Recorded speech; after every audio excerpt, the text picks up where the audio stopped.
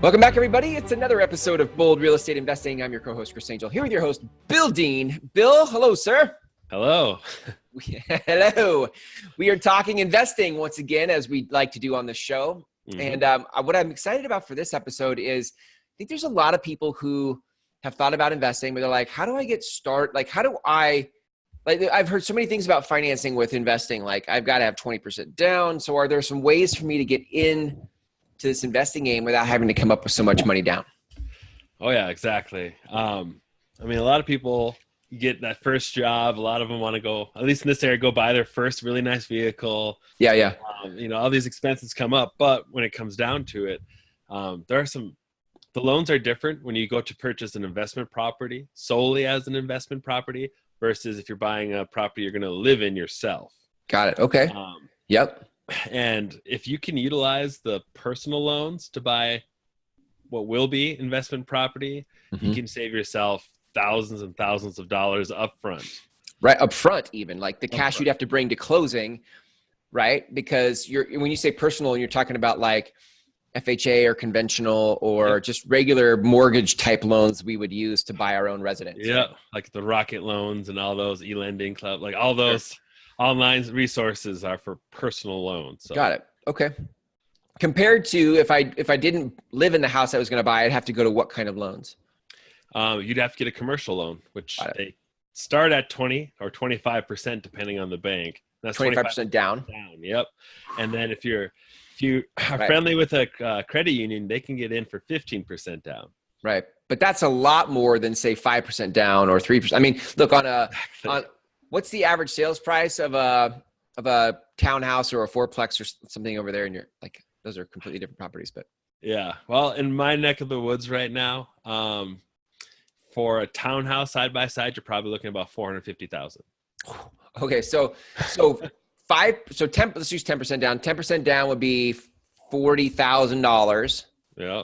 Right. Half of that would be 20. So 5% down, you're looking at $20,000 down. Compared to 20% would be $80,000. So we're looking at $20,000 or $80,000 due in 30 days when you close. Yeah. That's a lot of money. It makes a big difference. That's $60,000. That's crazy. Okay, no, so this is a really good conversation because I can't think of anybody who doesn't want to like minimize, how much they put down and when they purchase a property. So what are some of the properties that we should look for? We just mentioned townhouses. Like, are there limits to what kind of a house we can buy?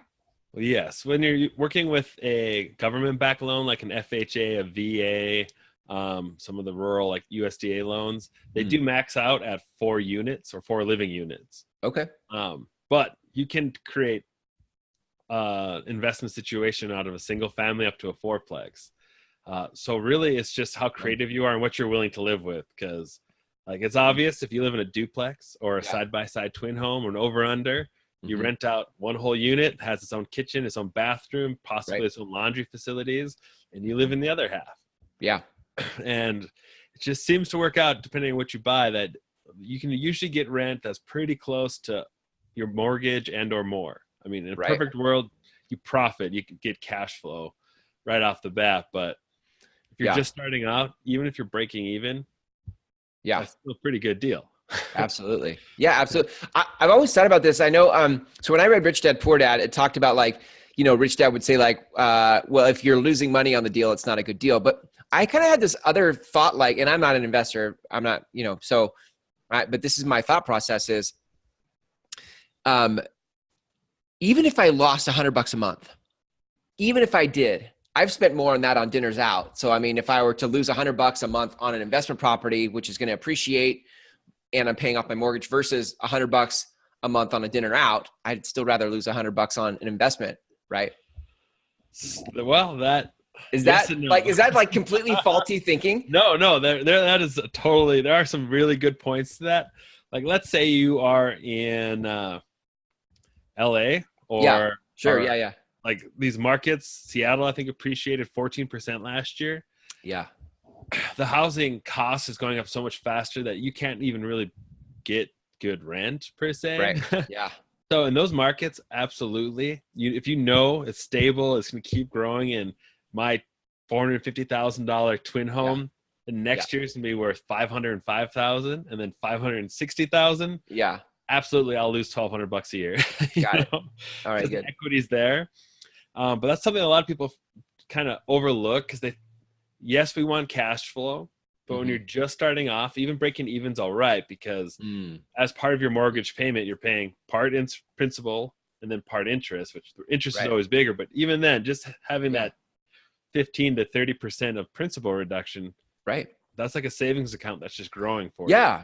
I was going to say, it's like forced savings. It's like, and you're not even doing this. Like, it's the tenant that's doing the savings for you. Like, exactly. If you sold that property in 5 years, and hopefully it appreciated, plus you had the principal pay down.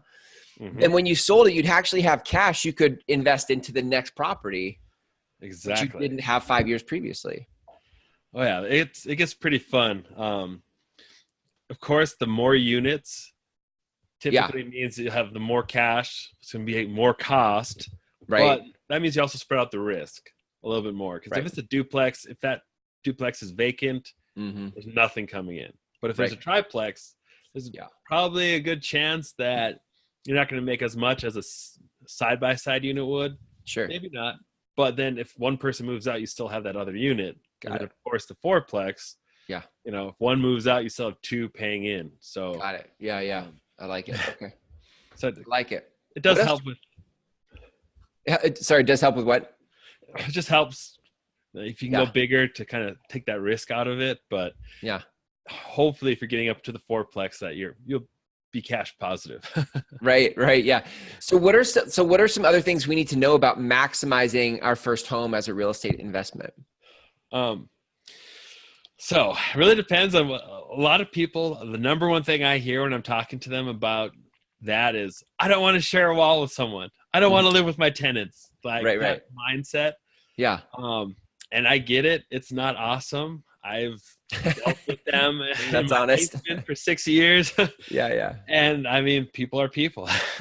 Yeah. But that's one of the biggest things to overcome, even when looking at this, because a lot of people, it's their first home. You kind of want to say like, yes, this place is mine. Oh, my first all home. mine. Yes.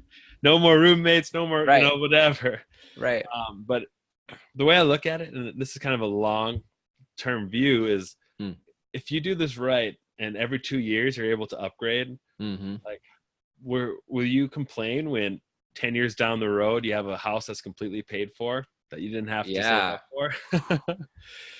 Yeah, that's a good point. So it's if you're willing to be miserable for the first 10 years, living with your tenants, afterwards you'll have such a good portfolio. Right. I mean, you won't have to worry much about what your dream house will be. Right. So that's kind of like a mindset thing that a lot of people have to accept, because it's not glamorous living with your renters, but if you do it right, in the end, you'll never have to have one again. Is there a way to sort of minimize the, I'm thinking the word damage is what comes to my mind. Like, is there a way to minimize like the crazy that rents next door to you?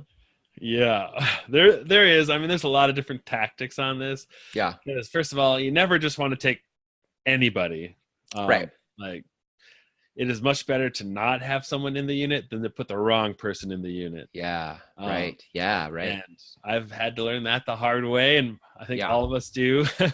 But when it's, let's say, your interview process is the most important part of the whole thing. Yeah.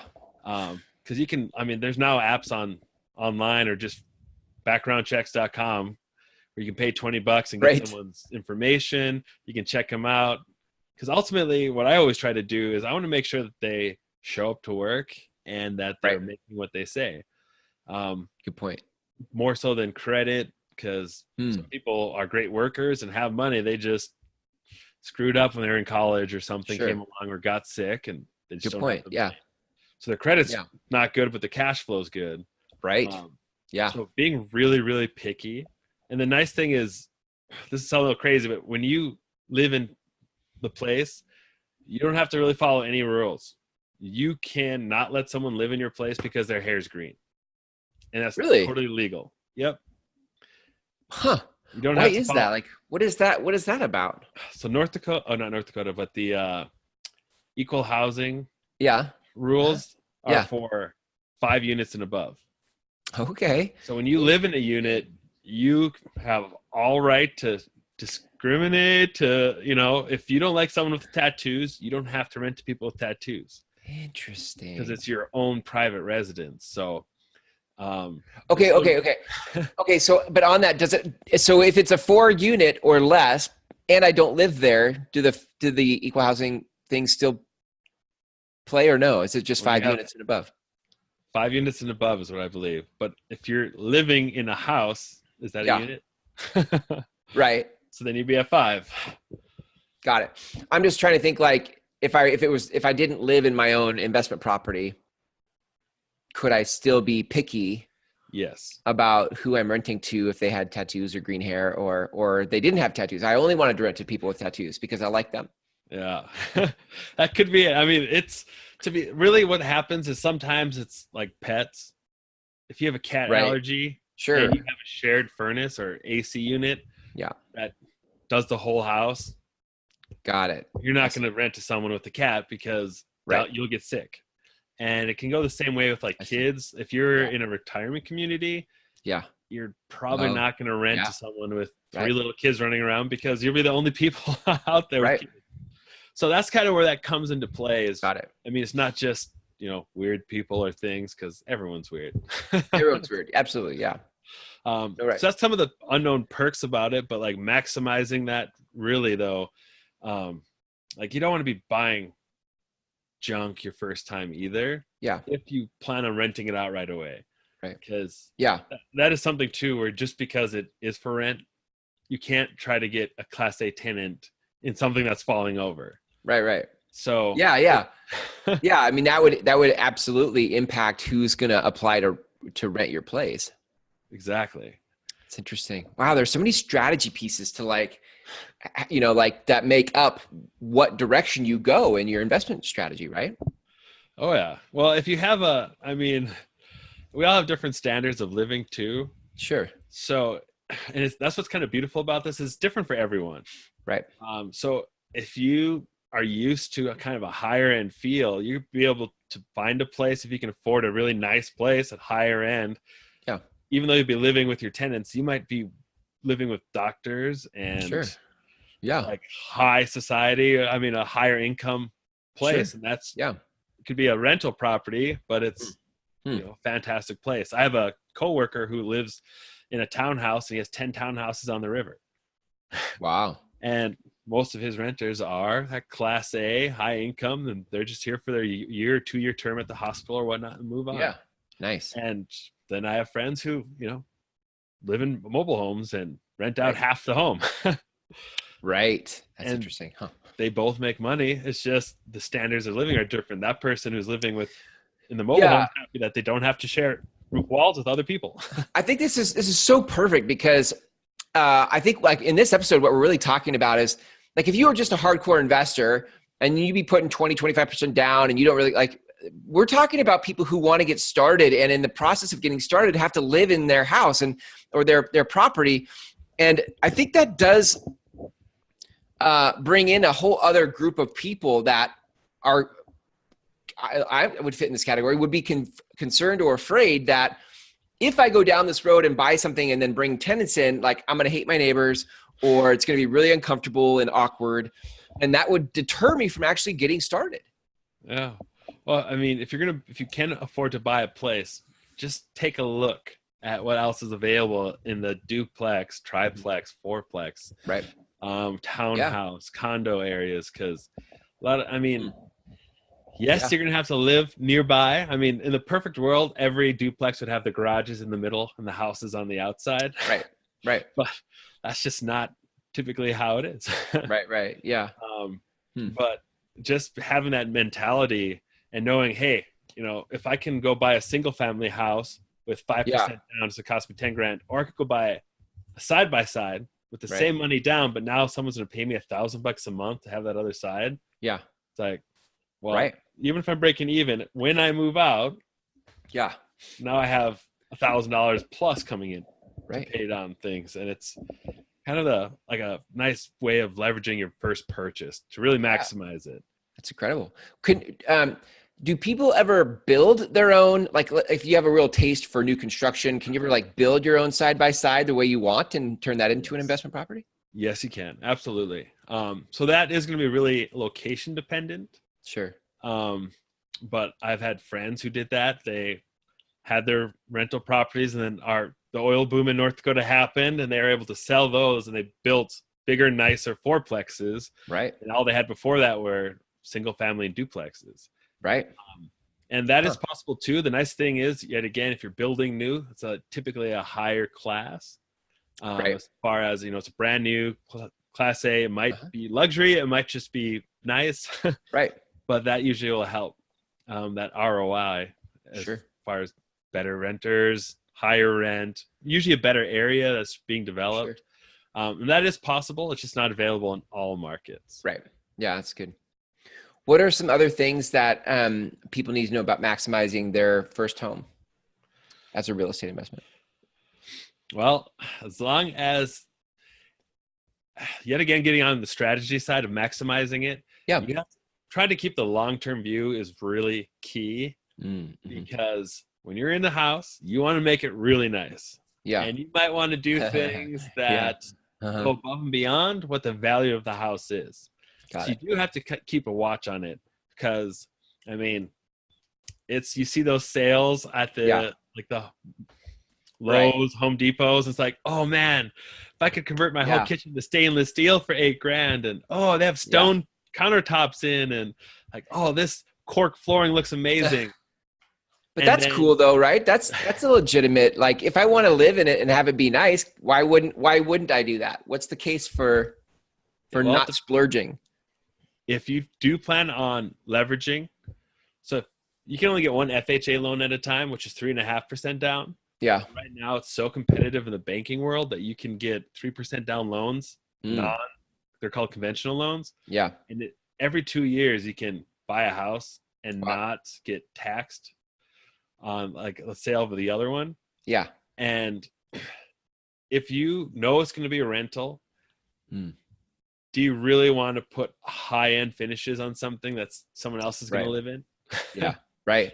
So you could do that $20,000 kitchen remodel.